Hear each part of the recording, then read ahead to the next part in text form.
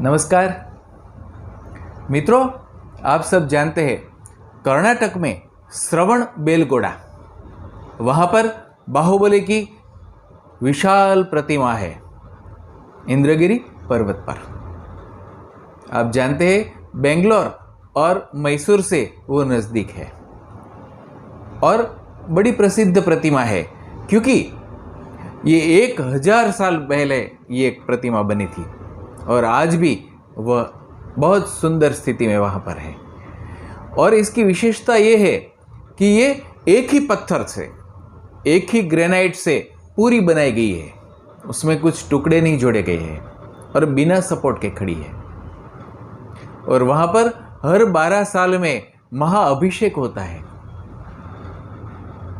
सिर्फ ये प्रतिमा ही नहीं, लेकिन उसकी कहानी भी बहुत अच्छी है। बाहुबली की कहानी है साधना और समर्पण की, तपस्या और अहंकार की, साधना में सिद्धि की और मोक्ष प्राप्ति की, जो साधकों के लिए सहायभूत हो सकती है। तो चलिए उसकी बात करते हैं। आप शायद जानते हो ना जानते हो। मित्रों, जैन धर्म के 24 तीर्थंकर हैं। उनमें से सबसे पहले तीर्थंकर आदिनाथ यानी कि ऋषभदेव पहले एक राजा थे। मित्रों, ऋषभदेव भगवान विष्णु के 24 अवतारों में से भी है और 24 तीर्थंकर में से भी है। तो उन्होंने बहुत अच्छा कार्य किया था एक राजा के रूप में भी, और उसके बाद उन्होंने सब कुछ त्याग कर दिया और मुनि बन गए, त्यागी बन गए। तो उन्होंने अपना राज्य जो था अपने संतानों में बांट दिया। तो उनके बड़े पुत्र थे सम्राट भरत। वो जो हमारे देश का नाम भारत पड़ा है वो 2 भरत से है। एक तो शकुंतला का पुत्र भरत, ये भी मान्यता है, और दूसरी ये मान्यता है ये ऋषभदेव के पुत्र भरत। तो जैन धर्म के अनुसार राजा भरत ने चक्रवर्ती बनने के लिए प्रयत्न किए और वो सफल भी हुए, लेकिन उनके जो भाई थे बाहुबली वो उनके अधीनस्थ नहीं थे, इसलिए चक्रवर्ती नहीं बन सकते थे। तो कहानी ये थी कि इस बात पर युद्ध हुआ दोनों भाइयों में।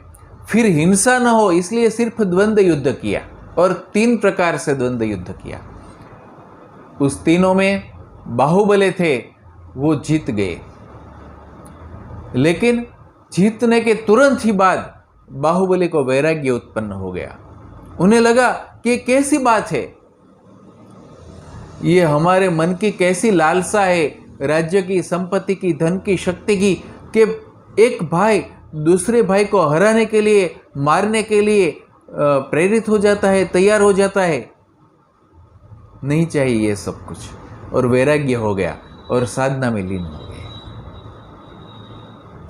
और कठिन तपश्चर्या की।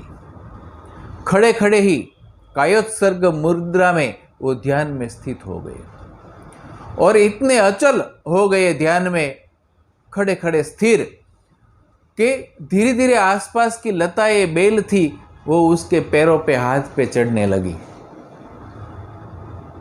उस पर पुष्प आने लगे, अंकुर आने लगे। वो हिले नहीं, डुले नहीं, बिल्कुल ही स्थिर खड़े रहे अपनी ध्यान की स्थिति में।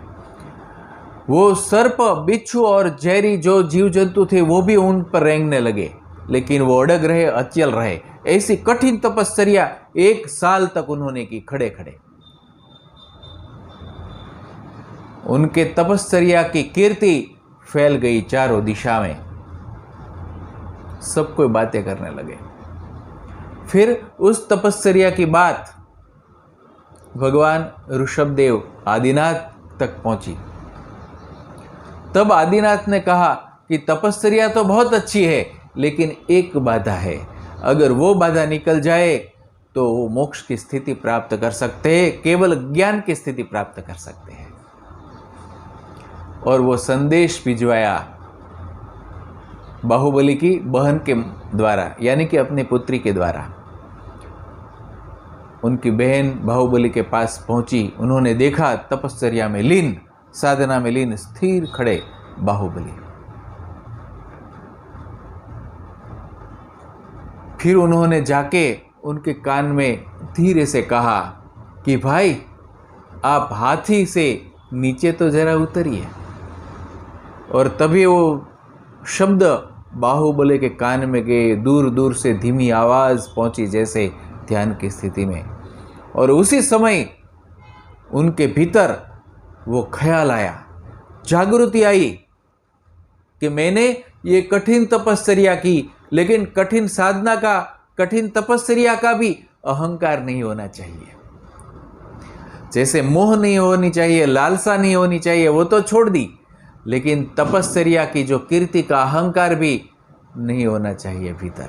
और जैसे ही त्याग कर दिया, उनको केवल ज्ञान की प्राप्त हो गई, समाधि की एक उच्च अवस्था प्राप्त हो गई और वो मोक्ष को प्राप्त हो गए।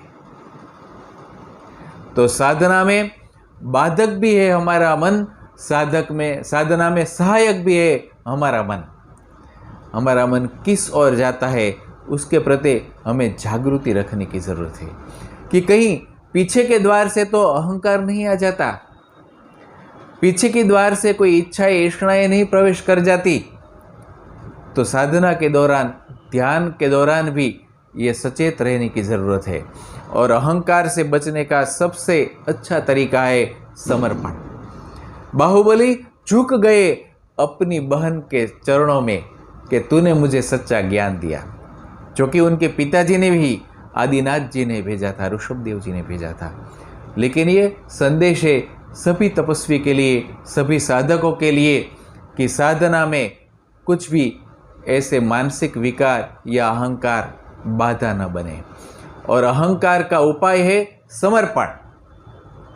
तो आपसे उच्चतर सत्ता को समर्पित हो जाइए, परमात्मा के किसी भी स्वरूप को समर्पित हो जाइए।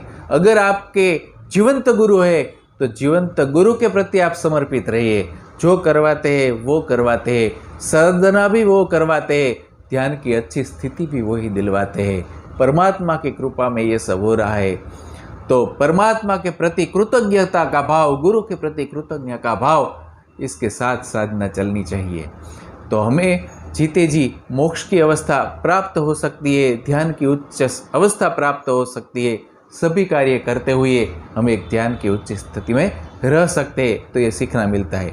मित्रों, ये अभिषेक वहाँ पर नियमित होता रहता है।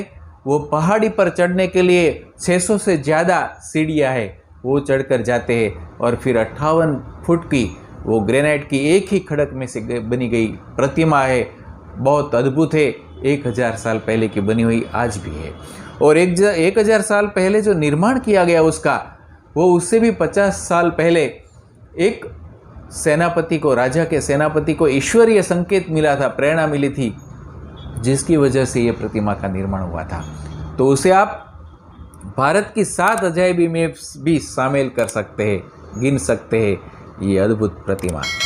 तो ये प्रतिमा के साथ हम साधकों के लिए संदेश भी है समर्पण का, अहंकार रहित होने का।